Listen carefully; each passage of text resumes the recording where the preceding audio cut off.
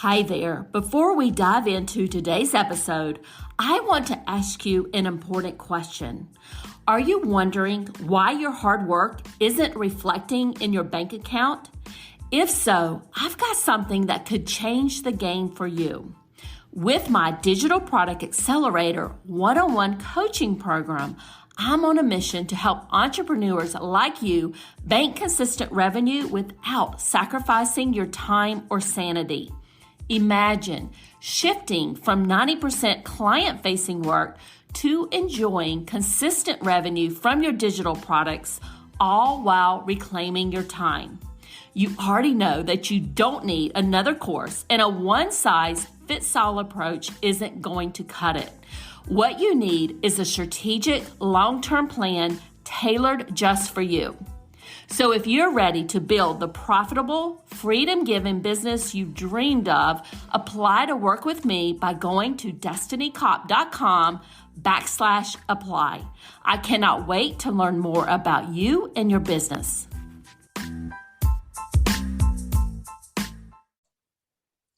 Welcome to the Course Creators MBA podcast. I'm your host, Destiny Cop. And in this podcast, we're covering actionable tips to grow your online course business. Before I begin, I want to let you know that this episode is sponsored by my Course in a Box program, which helps you create your revenue-generating course in less than a week. Course in a Box is on the AppSumo Marketplace at a special deal, and the link for Course in a Box on AppSumo is in our show notes. Today, we're in the middle of our Course Creator series where I'm chatting with ordinary course creators just like you. We're talking about their journey in their online course business, how they got started, the challenges they've experienced, and how they overcame them. These are real discussions with real people. And today, my special guest is Dan Tricarico. Dan is a national speaker and author of 2 top stress management books and creator of the Zen Professional 5-Step Blueprint for Stress Reduction. Dan now shares his expertise and insight by showing business leaders how to thrive both inside and outside the boardroom.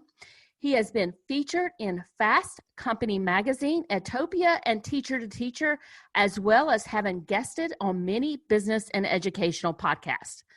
Dan lives in San Diego, California, and is creator of the popular online course Instant Zen, 5 Simple Steps to Reclaiming Your Focus, Energy, and Peace.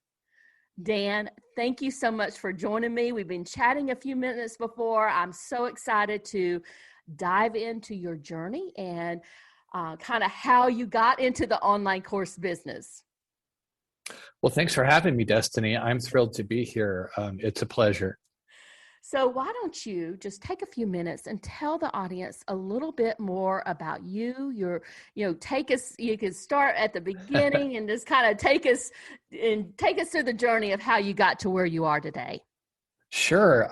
I think for me, well, first of all, I want to tell everybody, you really can't get a more ordinary person than I am, who started a course, because I've been a high school teacher for 30 years.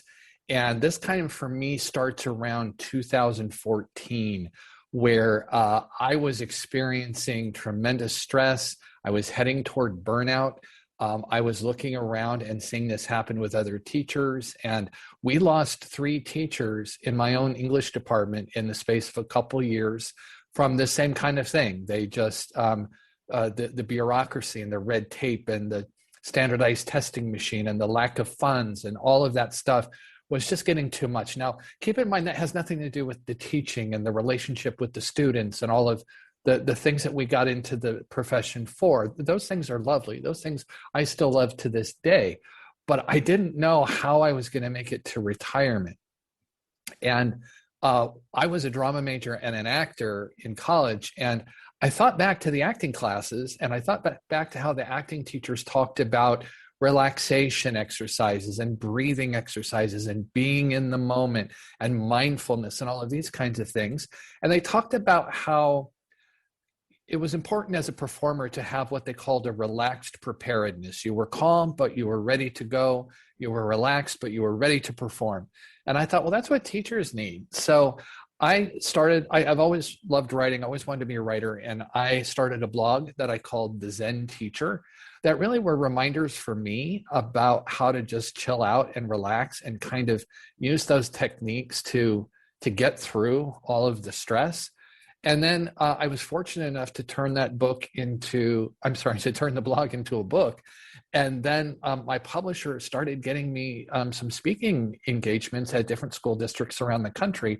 And that just changed my life. And that was, it's been an amazing experience, and I've absolutely loved it. The only thing better than helping students is helping teachers, because then your ripple effect not only goes to your students, but goes to other teachers and goes to their students. And so I just have been thrilled to be on that path.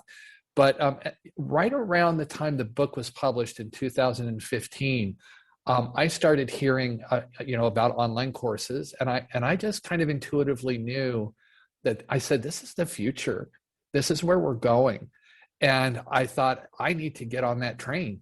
I said, I need to do that, because I thought I was also starting to learn about passive income. And I thought, well, this is the perfect combination. I'm already a teacher. I know I can teach.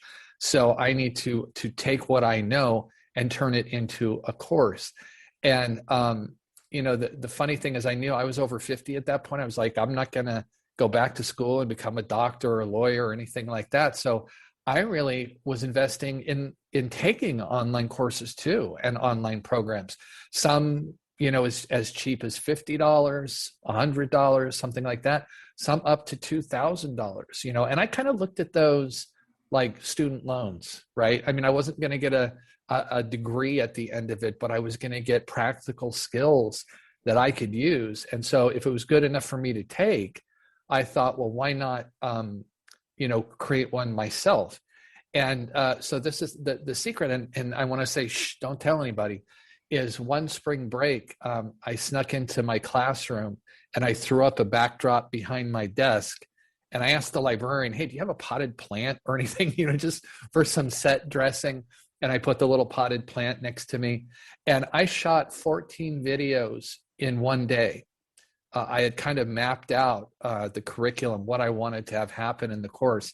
And I designed like a little 3 or 4 video free course that I called the Self-Care Starter Kit. And then a more intensive course that maybe was about 10 or 12 videos called Self-Care 101. And they could kind of get to know me by taking the free course. And then if they liked it, they could go deeper with the paid course. And eventually what I did as things grew is I kind of combined those two into a paying course. And what I've done most recently, though, and what I'm kind of most proud of is the course that you mentioned, which is Instant Zen. And I talk about something I call the 5 S's, which is stillness, silence, space, subtraction, and slowing down. And it's a really good introduction to what you can do right now to take care of yourself, because those 5 S's are things that our culture does not value at all. And so we need to be really intentional about practicing them and incorporating them into our lives. And my course shows us how.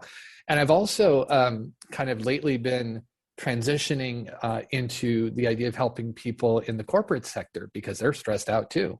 And so that's been a new learning curve and a new project for me, but I've been having a lot of fun. And during the quarantine, it's been interesting because I'm teaching from home. In fact, I just found out I've been home for a year, which is crazy. But I just found out I'm probably going to be going back in late April. So I'm just to finish out the school year.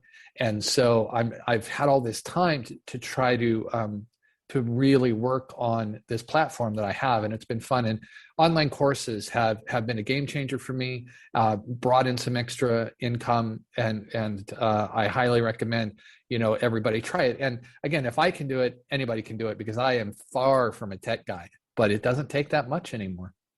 So that's my story. Oh, wow. And as you were going through that, I was writing down a bunch of notes. I'm like, I got to ask them this. Oh, good. Yeah, yeah. So, and one of the questions I was about to ask you is, when did you leave your teaching job? But you're still there. Oh my gosh, yes, I'm still there.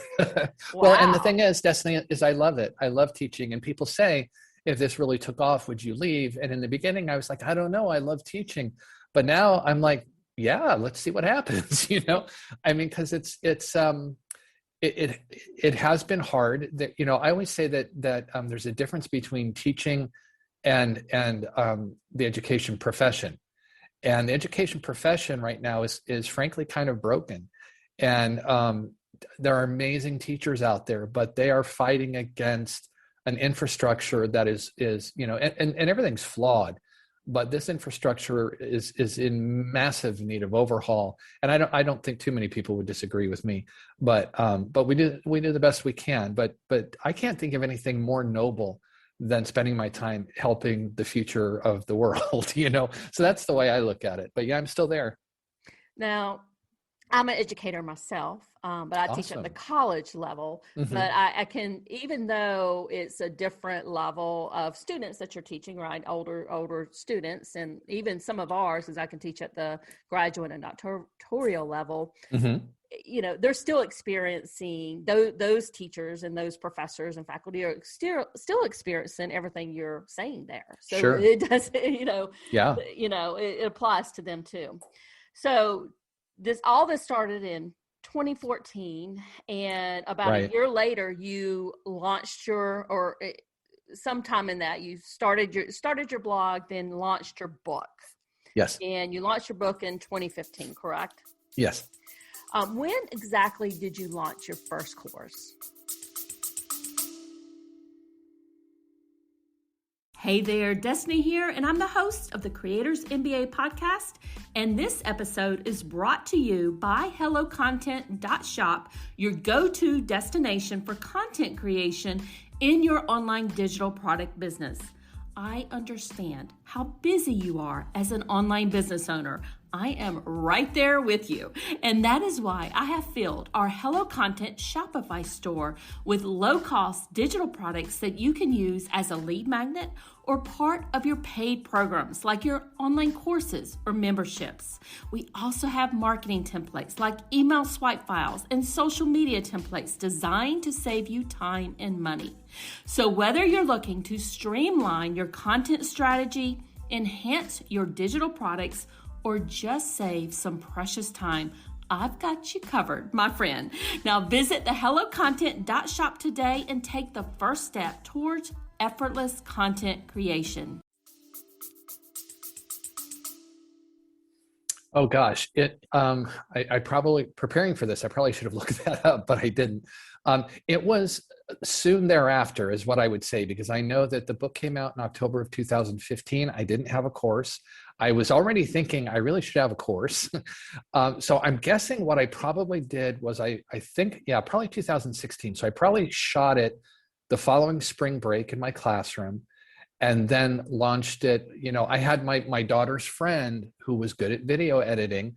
I think I paid her like $100 and said, can you just put a title card on the beginning of each of these videos with the name of the course, and just like, like how, like there's that music that goes, boom, just like one note, and I said, can you just do that? And she did that, because again, it's about how can I do this without breaking the bank, right? And, because again, as a high school teacher, I don't have a lot of discretionary income to be thrown around. Mm-hmm. And, I bought a backdrop online for like $50. So like I literally, was able to do everything I needed for $150 to produce the course. But then I was looking around for a platform, and I really, like, my goal, I wanted to save for Kajabi, which was just a little bit out of my budget. And I've been with Teachable, which has been absolutely fine. It's very, very user-friendly for a non-tech guy like me. And I think it's, I want to say about $400 a year, which I think is really reasonable, because I remember sitting in a parking lot looking at this strip mall and thinking of these little stores that have very specific niches of demographic of their customers and going, well, that place is going to be $2,000 or $3,000 a month. So spending $400 a year for quote unquote rent, on my space doesn't seem like that much, So sometimes it was credit cards, sometimes it was course sales, just made it work, and so now here we are, and I've had the courses up ever since. And you're still using Teachable to this day. Yeah, I really haven't seen any reason to change. I get a PayPal, every time I sell courses, I get a PayPal deposit. It's been awesome. So tell me, you started your blog in 2015. Did you start building your email list at the same time, or what was that process like? You know what? It's funny because I say this and it sounds vain, and I don't know where this came from, but around the time that the book came out, I just intuitively knew I needed an email list. And I said, because again, I just recognized that as an asset that was mine and that I owned. And so I put I had a cheesy little Weebly website that it was very cute. I loved it. It worked fine for then. And I put a little contact form on it. And do you know that I had every month or so, I would sit down, it would send me the emails of the people who signed up. And every month or so, I would sit down and manually enter those emails into MailChimp to build my list, because I was like, I come from a blue collar family. I'm like, I have no problem rolling up my sleeves and pounding the pavement, and doing what I need to do.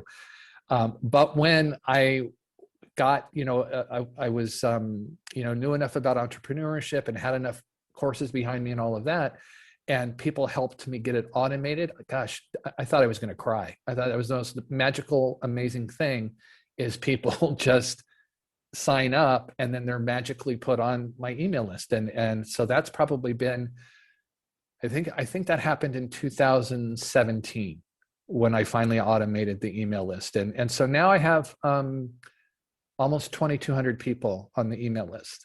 Oh, good. So did you have a lead magnet that was attracting them, or were they just coming to your website saying, put me on your email list? I think both. I mean, I pushed a lot of stuff out on social media, and I would say things like, hey, if you want to know more, sign up here on my site. But also I did have a lead magnet. And when I had my website rebuilt, the people who rebuilt the website were kind enough to turn, I built the little lead magnet, but they were kind enough to turn it into a fancy workbook that now everybody gets when they sign up. So there's definitely a lead magnet involved. So how were people finding out about you? Was it through organic SEO? Was it from what you were posting on social media? How were they even knowing that you were out there and could help them? Well, I think the key is just, knowing, and if anybody who's been learning about online courses has heard this a million times, but it's about knowing who your ideal customer is. And I knew that I just had a built-in group with teachers. I just knew those were the people I wanted to help. And so I would write blogs and I would push them out on Twitter, because there's just a bajillion teachers on Twitter. It took me 3 tries to really connect with Twitter. The first time I just was doing it to be silly and have fun. And then the second time I tried and it didn't really stick. But when I created the Zen Teacher, then it stuck, because I saw the potential of what I could do. And I would push out these blog posts and teachers started responding to them. And that's kind of when I knew that, okay, it's not just me. And then I started learning how to use Facebook to improve my business. And I would post on the Zen Teacher page. Then I created a Facebook group. And I started putting the blogs in there. And then again, the people were really responding there. And then I would say, well, if you want this little workbook, or if you want my book, and then I created a little ebook of, I think it was 14 or 15 blog posts, and I wrote 5 new ones specifically for the ebook, and I put that on Teachable for $7. So that's one thing I want people to know is you can sell anything on Teachable. It doesn't just have to be courses, but that's a good start. But so that's kind of, mostly I would have to say it was social media that helped out, because I tell people I self-published my first book in 2002, and there wasn't any social media, and my aunt bought like 3 copies of my book, and then that was kind of it. That was all there was. There was no way to distribute the word and get the word out. But when social media came along, now I can tell teachers across the country, across the world, hey, I'm not only talking about this stuff, but I've got these resources that can help you. Now, are you primarily using just Twitter and Facebook today, or are you using any other social media platforms? I have experimented with Instagram. I've had that for a few years. I'm having fun with it. I don't know that there's been a ton of ROI on that, but it's been fun. It skews younger. Right. So that's kind of been interesting to connect with some of the younger teachers, because again, they have a longer haul, right? I mean, I'm at the end of my 30 years. They're kind of, starting or in the middle. I have 2 daughters who tell me about TikTok, and I just go, I'm too old for that. Yeah. I'm just too old for TikTok. But I've been watching the videos, and they're fun and silly, but I don't think that's my platform. I'm definitely not a Pinterest person. I know that, but I think it's really, what somebody said that I thought was really interesting with social media is pick the place where you're going to show up, and pick the place that you like, because you're more likely to show up. And so for me, that's been Twitter and a little bit of Instagram. Very good. So my next question has to do with the courses that you have, and you talked about several of them before, during our conversation. So walk us through kind of what you started out with and how that's maybe changed over the time.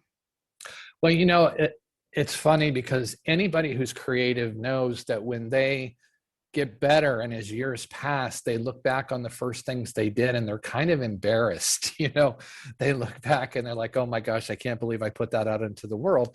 And I feel that way a little bit. I mean, I think there's good content in my earlier courses, but I think the production values and just the learning curve of getting used to it kind of shows a little bit. But I think the main thing that I would want to share with your listeners, and if they've been following you or learning about online courses, they've probably heard this. But the thing I'm probably most embarrassed about is that as a teacher, I should have known this, but that I just mapped out what I thought would be good in those first couple courses by saying, oh, I should talk about this and I should talk about that, and they should know this concept. But I wasn't thinking in terms of end result. I wasn't thinking in terms of transformation. And I learned that later. And so I think Instant Zen is more focused on who are you going, what's the pain point that you have now? And then who are you going to be when you finish this course? Because that's really the selling point. That's what's going to get them interested is you're solving a problem for them of who they want to become. And I didn't know that in the beginning. I was just like, oh, this is an important concept, which is true, but they want transformation. They're paying for a transformation. And Dan, I would say that is a mistake that a lot of us educators make. And I would say, I've made that mistake in the past, is because we know how to teach, right? We know how to outline courses. We know how to outline curriculum. But in the online kind of world, when you're selling an Instant Zen course or selling, whatever course people are selling, you're right. You got to look more at that in transformation and communicate that, right? What are they going to get once they finish this? Yes. If you can't communicate it, they're not going to buy. So tell us about this Instant Zen. When did you launch it? What were your results? Can you walk us through how you actually launched it to the world? Sure. I had this idea for a while, but just full-time job. I also do private tutoring. So I have kind of like 3 different jobs, but which is in some ways off-brand. Don't tell anybody. But I just had this idea, and I won't say I've been grateful for the pandemic, because that's not accurate, but it did afford me time. When I started teaching from home, I had more time to try other things. And so what I did was and if you want, I'll just tell you all the mistakes I made. I mapped it out, and I knew it was easily structured, because there were 5 S's. So 1 lesson for each of the S's seemed reasonable. I knew I was working with a business coach who talks about what she calls pocket products, which is kind of a mini course to get people interested and build your email list and that kind of thing. Almost kind of like an impulse buy, anywhere from $19 to $50, something like the candy bars on the grocery store aisle when you get to the cashier, just sitting there like, oh, I should just get this right now. And then, so I was looking for something like that. And what I did was I have lots of, friends now in the entrepreneur space that I can, use as beta testers or get feedback from. And I did a video lesson for each of the S's. And what was funny was like, I'd never, I'd done an audio, I had done an all video course, and I was like, I don't want to be on camera again. Nobody wants to look at me. I did an all audio course, which was fascinating. Did that with another teacher who lives in New York, and I live in San Diego, California. We did the whole course over technology. We put the audio in Dropbox. She had her VAs create graphics and edit. We discussed things and planned it out through Voxer. I mean, it was an amazing process. And then, so that was all audio. So then I thought, well, I've seen a lot of courses now that have slides and voiceover narration. And I thought that's probably the best format for what I want to do with the 5 S's. So I had we had just gone all online on teaching, and there was this platform called Screencastify where you do screencasts, and I had to learn that. But before I did that, I thought, okay, I made my PowerPoint, and I said, okay, how do I get the voiceover narration on it? So I Googled or whatever, and I saw narration. So I did that. And then I'm uploading it into Teachable, and I'm going, well, wait, so the people have to have PowerPoint to watch this and listen to this? And then I had that moment of, oh, wow, I just did this totally wrong. This is not a video. This is not something they can watch anytime they press play. So I had to go back to Screencastify, do them all again, which sometimes you have to do when you're building something, and start again. And I did them all. And then I sent it to a friend of mine who's also in the entrepreneurial space. And she went through it because I said, tell me what you think. And I'm thinking about, $47. And she came back and said, dude, I just don't think this is robust enough for $47 with just 5 videos and a workbook. I said, okay, that's cool. So I added an audio lesson that went deeper into each of the 5 S's after the video. I wrote up a workbook, and by then I knew how to make a fancy workbook in Canva. And then after that, I added a guided meditation that I had recorded. So now I had 5 video lessons, 5 audio lessons, a 12 or 14 page workbook, and a guided meditation that was 10 or 12 minutes. I sent it back to my friend. She said, you've got it. Now you're set. And so I put a price tag on it of $47. But what I do is when I promote it to my teacher friends, or, I call them my teacher friends, but my teacher audience, I always give them $10 off right off the bat. So they're always at $37. But I specifically made this course Instant Zen applicable to anybody, because I knew, like I said, that I was kind of wanting to transition into the corporate sector for a number of reasons. And I wanted this to be a calling card where I could get in front of those people as well.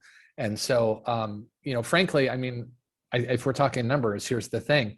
Corporate people, A, tend to get paid more than teachers. B, have a little more discretionary money. So they're going to pay $47, and I'm not going to feel bad about not discounting at $10, So that was kind of the process for Instant Zen. So thank you for sharing that. And let me ask you this. And you mentioned earlier that you were kind of transitioning into the corporate world, and I know you have some workshops that you're going to be promoting there. What made you want to go into this different niche? Because it is a different niche. You're going to be targeting a different, target market there. How are you going to transition into working with those folks? Well, good question. And, I've always kind of seen Instant Zen. I mean, it's a great way to bring in a little passive income along the way, but I really see Instant Zen as a calling card for getting those people used to me, because they may not know me.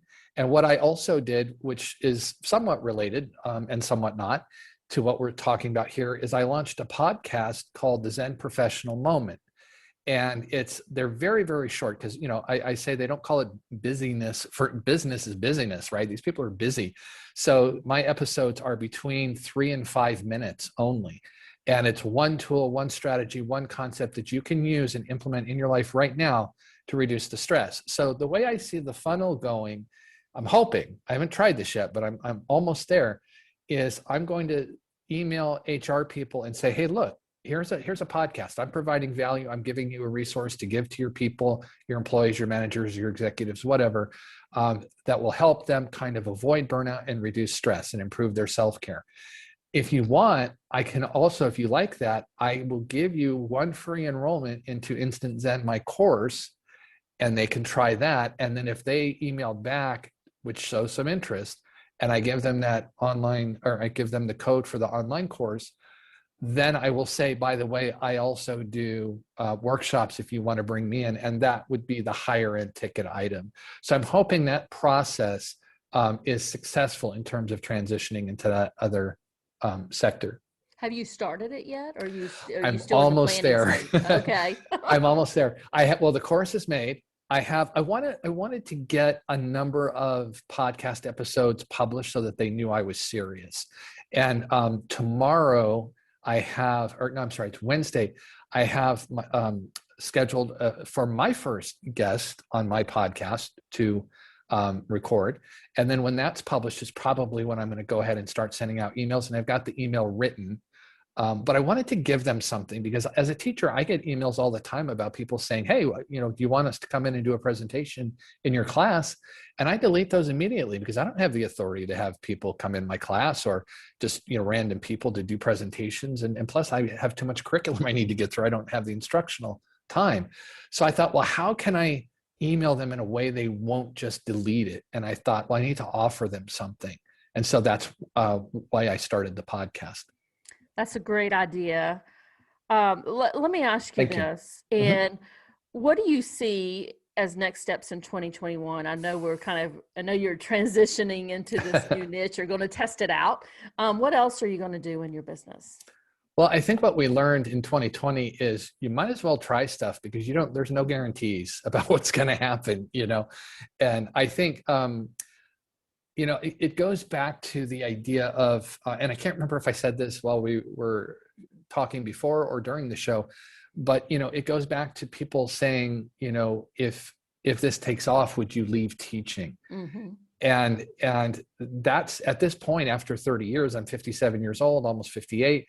At that point, I'm like, well, I always envisioned just retiring. And the beautiful thing is, because of my work helping other teachers and using all those concepts as reminders for me, is I know I'm going to make it to retirement now. So the worst case scenario, which is a great scenario, is I work another 4 or 5 years as a teacher, and then I retire, and I've had a wonderful career teaching students, and that's wonderful. If this corporate thing takes off, or if the Zen teacher platform takes off more, and I was able to do it full time, I would have an important decision to make. And I think at this point, I had another business mentor of mine. I said, I feel guilty because I love teaching. It's who I am. I don't know that I want to leave. But she said, you know what, you've been doing it for 30 years, Danny. You've done your time. It's okay if, you want to do something else. And she kind of gave me permission to say, if I get to that point, it's okay to walk away, because I've done a lot in that realm, and I should be proud of that. And you certainly have served your students for many, many years. So thank you. There you go. Yeah. I have one last closing question for you. Sure. What advice do you have for other online course creators or entrepreneurs out there? Do it. I mean, it's really kind of that simple. I think there's so much I've learned in the last few years from an entrepreneurial standpoint, because as a teacher, I never had to think about being a salesperson or an entrepreneur or anything like that. And what I learned is, there's an old saying in business that I've learned is, done is better than perfect. Mm-hmm. And a lot of times perfectionism is a hindrance. It's just an obstacle. It's a rationalization for not getting your stuff out there. Like I said, there are things about my first courses that I look back on as a creator, as an artist, and go, oh my gosh, I can't believe I put that out there. But it's still out there and it's still selling. So it doesn't matter what I think. And that's the thing. If the concepts or if the training is valuable to people, they don't care if, the production values can be a little cheesy. In fact, these days that's kind of expected because I'm on my laptop right now. People are shooting video with their iPhones. I mean, that's just the world that we live in. So don't be afraid. Just do it. That's my advice.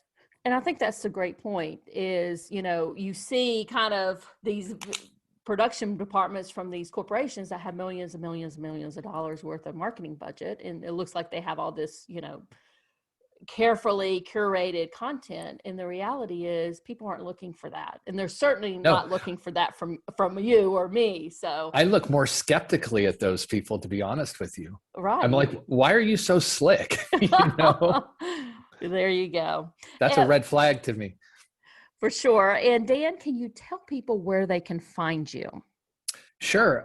Probably the best thing to do is to go to my 2 websites, and there's one kind of for each platform, is thezenteacher.com if you're interested in the educational side of things, and thezenprofessional.com if you're interested in the corporate side of things. And I really want to focus on the workshops with the Zen Professional. Again, the Instant Zen course would be kind of a calling card for that. But for the teachers, the Instant Zen course is really a tool in their toolbox. And so I think that's what's lovely is that it really has 2 purposes, and it's can help a lot of people. So those 2 websites I think are good. And also Twitter is @TheZenTeacher and Instagram is @ZenTeacher. I guess the was taken on that one, but. Very good. And I will make sure that all of those links are in the show notes so people can find you.